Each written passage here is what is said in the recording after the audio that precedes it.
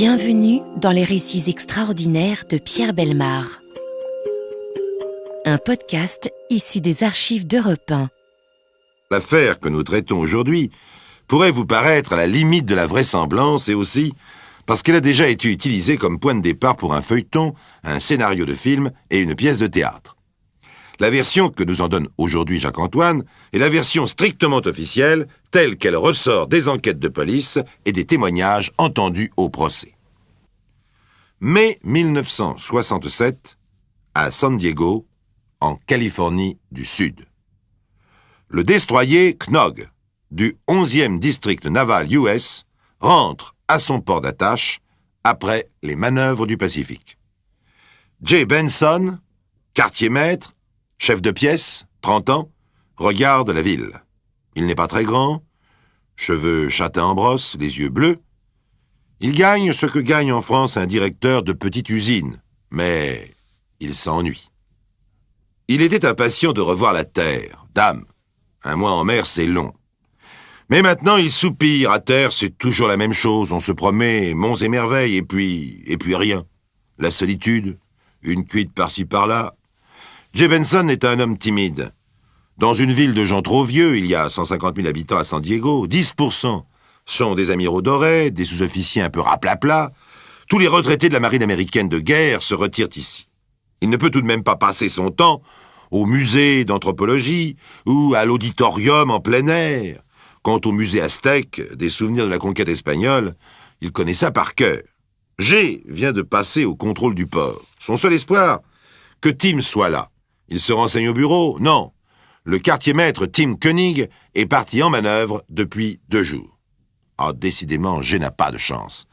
Tim est son seul copain. Mais ils sont quartier-maîtres tous les deux et ne partent jamais en même temps. Jay espère qu'un jour, ils auront bien la chance de passer ensemble 1 mois à terre. Jay se dirige vers le nord, le quartier résidentiel, immeuble et villa pour gens huppés. Dans une belle résidence rose, Jay habite un appartement de 3 pièces, plus petite cuisine et salle de bain, le tout climatisé. Il s'habille en civil, cravate? Non, nœud papillon. Il sort, le voilà dans la rue. Que faire? Il est 5 heures. Se promener au parc Balboa, au sud.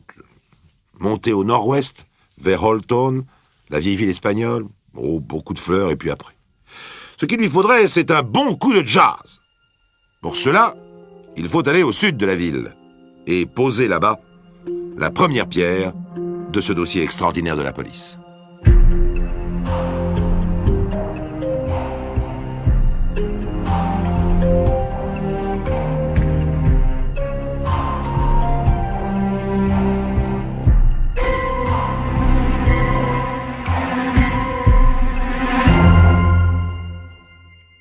Jay traverse donc les marchés de fruits et de légumes de ce quartier de San Diego. Oranges, pommes, melons, grenades en pyramide ruisselantes de couleurs. Après la 2e avenue devient une espèce de Saint-Germain-des-Prés à la mode US.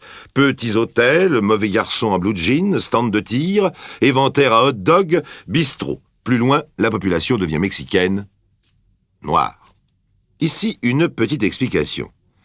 Comme beaucoup d'Américains de cette région, Jay est un peu raciste sur les bords. Léger mépris des dargots. En argot, ce sont les moricots, les bâtards, les mal blanchis, etc.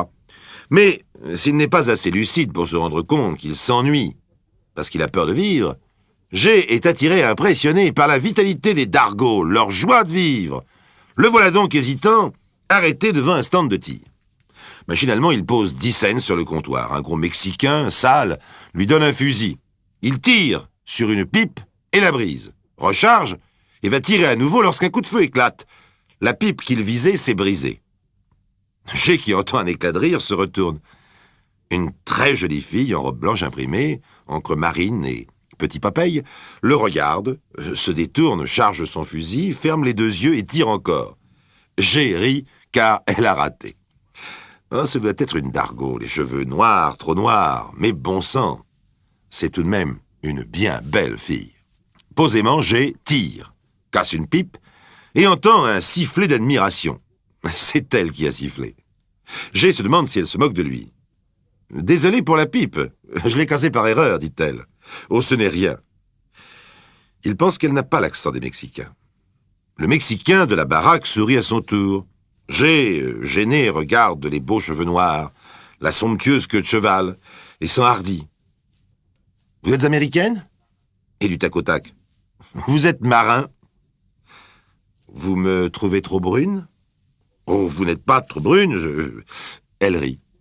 Un rire frais, liquide. J'ai été ému par ce rire. Il dit « Je suis très maladroit. » Puis il lui demande pourquoi elle pense qu'il est marin. « Oh, la démarche. » Et puis, ici, il n'y a que des marins. Il regarde la petite robe avec des Popeyes et des encres marines. Vous savez, ce n'est pas par amour des gens de mer, c'est parce qu'elle était dans mes prix. Et elle rit encore, de ce rire qui émeut tant le brave G. Alors il l'emmène prendre un verre, puis dîner, puis danser au Hell-Step, les marches de l'enfer. Un boui-boui, mais un bon quartet, celui du puissant Mike. Il est minuit passé et tout à coup, il s'aperçoit qu'il ne sait même pas le nom de la fille. Je m'appelle Suzanne Brooke Miller, mais on m'appelle Sue. Sue est originaire des collines du Nord. Orpheline aux cheveux noirs, un de ses ancêtres a peut-être fauté il y a un siècle avec une Mexicaine. Elle est secrétaire au centre civique. Mais une belle jeune fille américaine, un peu blagueuse, c'est chouette. Quand G se lève pour danser, il n'ose pas trop la serrer, car ce n'est déjà plus une simple aventure. 3 semaines plus tard, G et Sue sont mariés. Il ne sait rien d'elle, elle ne sait rien de lui. Ils ne parlent pas d'hier ni de demain, ils parlent d'eux et du présent. La lune de miel dure depuis 8 jours lorsqu'on sonne. G quitte Sue à regret pour ouvrir. C'est Tim, son meilleur ami, un grand brun au nez épaté, aux yeux vifs et rieurs. Ils ont tant de choses à se raconter qu'ils parlent ensemble et qu'ils ne s'entendent pas. Sue apparaît à la porte en pyjama, les cheveux dans la figure. La conversation s'arrête. G prend une grande respiration et se frotte le torse pour dire fièrement « Je te présente ma femme ». Quand 1 semaine plus tard, la lune de miel est interrompue par le départ de son mari, Sue pleure beaucoup. G décide qu'il ne peut pas la laisser 1 mois se morfondre toute seule dans une ville où elle ne connaît personne. Tim s'occupera d'elle, la sortira, en prendra soin. C'est comme si je te confiais à mon frère, car Tim, c'est mon frère. Très emprunté, Tim joue en effet les grands frères. Il se creuse la tête chaque jour pour savoir comment la distraire. En ce mois de juin 1967, il fait très chaud et souvent, après une visite au musée ou un dîner dans une auberge, Tim emmène Sue à la plage. Ils ne se parlent pratiquement pas. Sue se rend compte qu'une gêne s'établit entre eux, mais elle ne sait pas pourquoi. Quand le soir, Tim l'emmène au bout de la jetée, dans un petit restaurant, manger du poisson frais, elle ne comprend pas pourquoi elle est là avec Tim. Ce devait être la place de G. Et puis un jour, qu'ils sont allongés sur la plage, elle s'endort profondément sous le soleil de plomb. Un contact la réveille. Elle sent le corps de Tim contre le sien. Maintenant, elle comprend. Elle comprend la gêne qu'il y a entre eux. Mais elle est attirée, elle aussi. Ils s'enlacent et leurs lèvres se rencontrent. Quand Tim raccompagne Sue, tous deux sont silencieux. « Je suis très croyante, je ne peux pas tromper mon mari, dit Sue. Passez me voir demain matin, j'aurai trouvé une solution. » La nuit que passe Sue est atroce. Elle doit bien se l'avouer, elle est amoureuse de Tim. Le lendemain matin, plein d'appréhension, Tim sonne à la porte de l'appartement de ses amis. Sue ouvre et elle a retrouvé sa gaieté. « Sue, je suis un ami indigne. Ne vous inquiétez pas, j'ai trouvé la solution. J'ai décidé qu'en attendant le retour de G, j'irai soigner ma tante Livia. Par contre, je vais dire à Pearl de venir ici. » « Mais qui est Pearl ? » ?»« Ma sœur jumelle. » Tim a beau protester, Sue n'en démord pas. Et dès le surlendemain, Tim viendra rendre visite à Pearl et la sortira. Vous verrez, elle est bien plus jolie que moi. Le regard de Sue est plein d'humour et son sourire ironique intimide Tim et l'empêche de protester.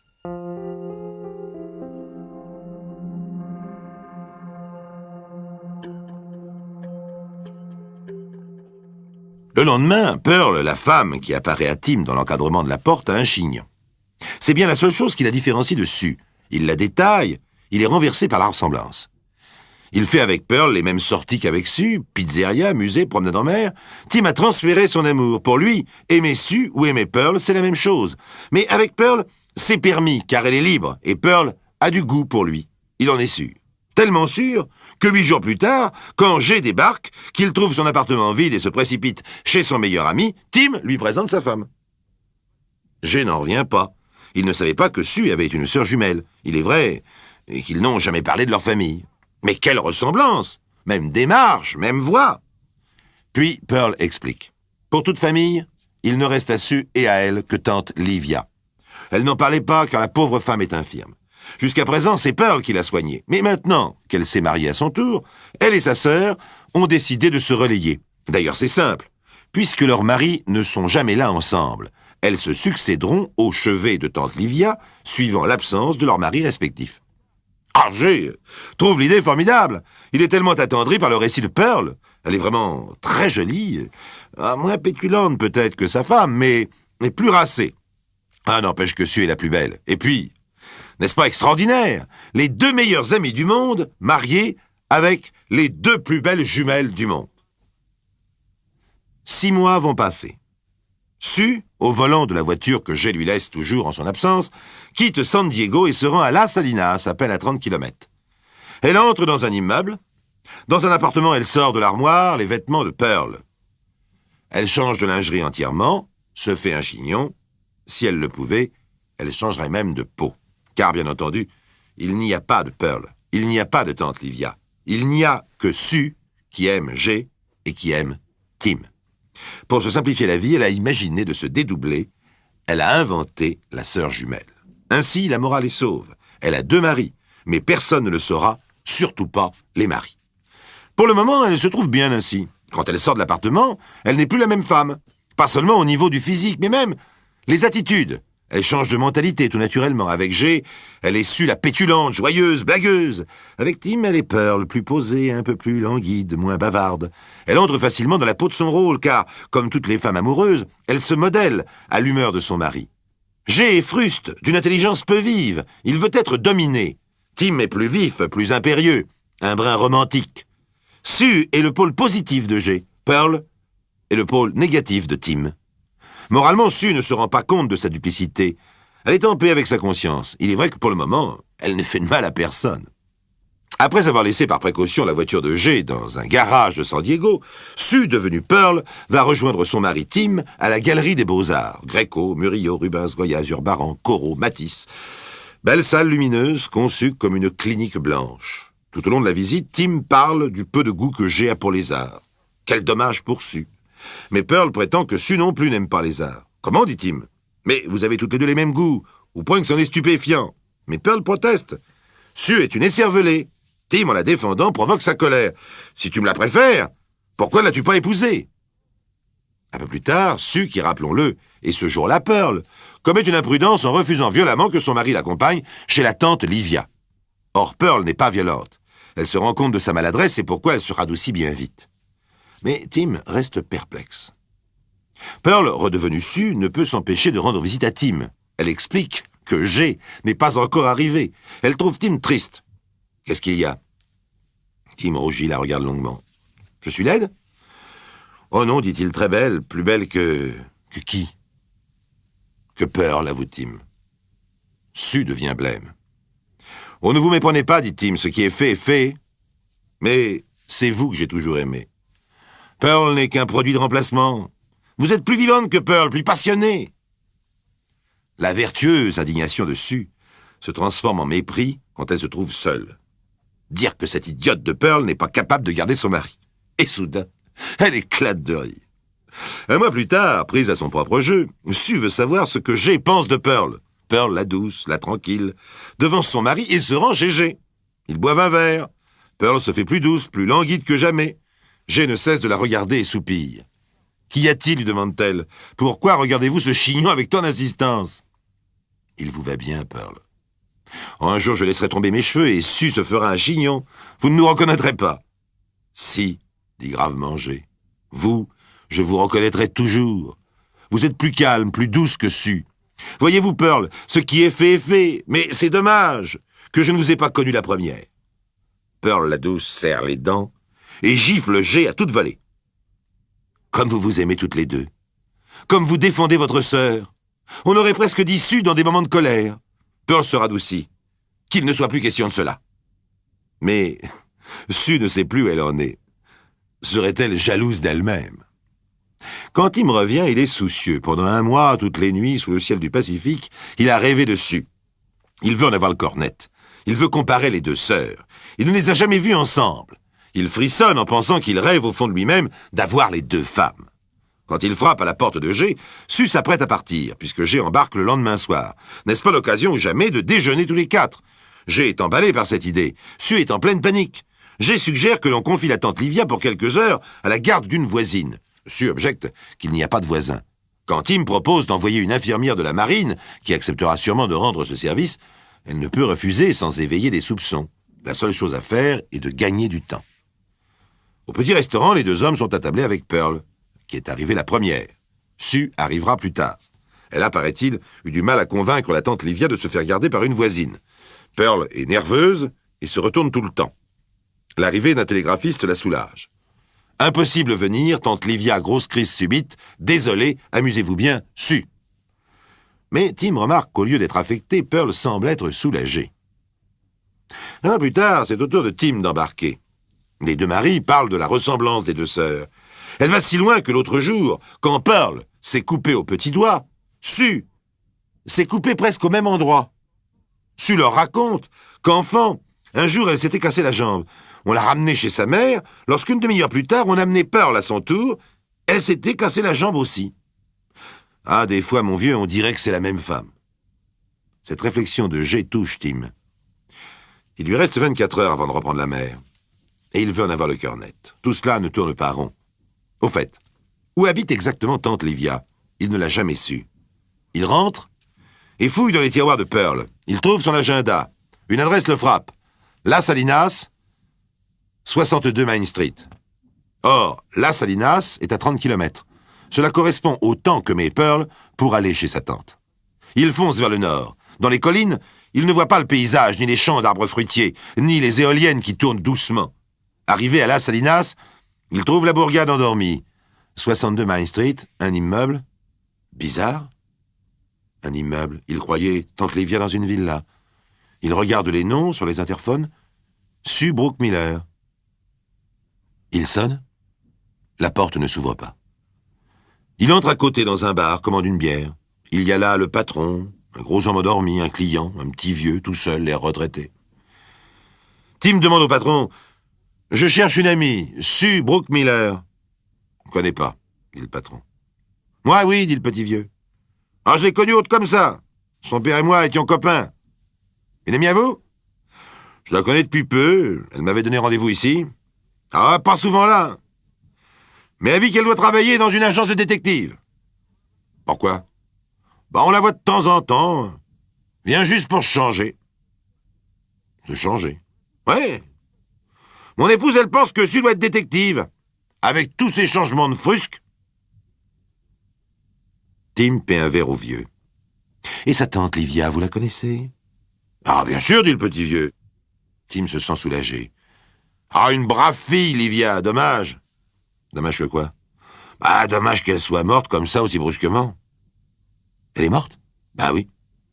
Alors peut-être que Sue est à l'enterrement. Oh, m'étonnerait, dit le vieux. Pourquoi? Bah, elle est morte l'été 56, ça fait 11 ans. M'étonnerait qu'on enterre seulement maintenant. Il rit de sa plaisanterie et Tim manque de renverser son verre avant de poser une dernière question, la pire. Et la sœur de Sue, Pearl, vous la connaissez? Bien sûr, dit le petit vieux. Tim est complètement perdu. 2 jumelles frappantes, hein, dit Tim. Ouais. Le petit vieux secoue la tête et soupire. Ah, une si jolie gosse. Bien plus douce que Sue. Quand je pense qu'il n'a eu que 6 mois, ce salaud de Los Angeles. Son père a été bien malheureux. Ça l'a amené à la tombe. Mais comment ça, balbutie Tim, qui a peur d'avoir compris? Sue vous a pas dit? Non.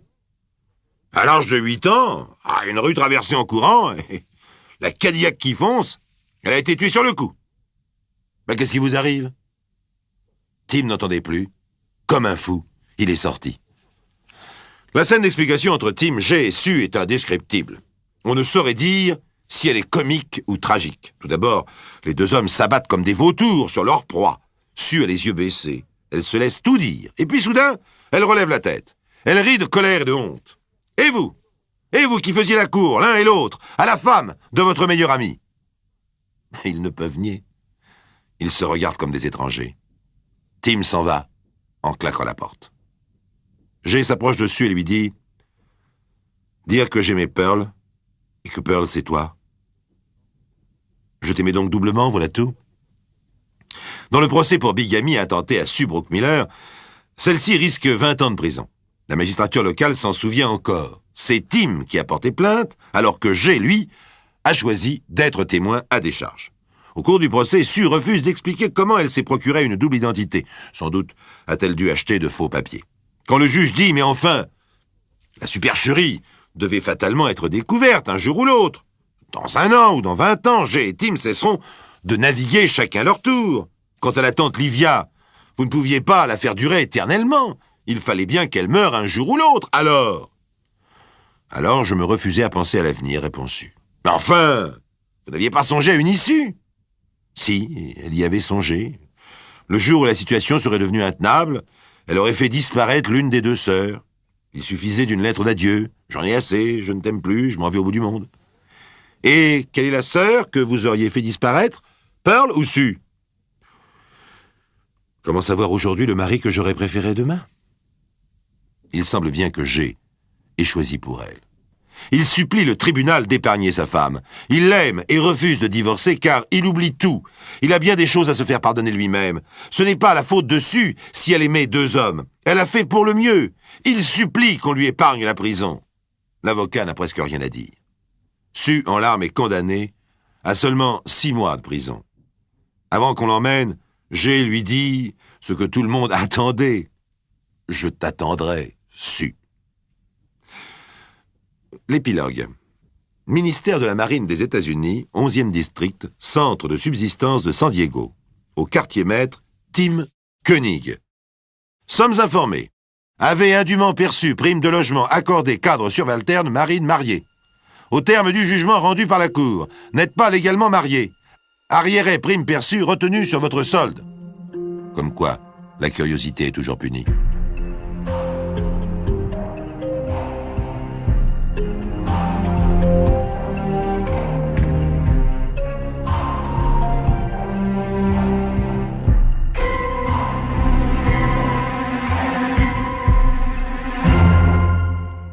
Vous venez d'écouter Les récits extraordinaires de Pierre Bellemare, un podcast issu des archives d'Europe 1 et produit par Europe 1 Studio.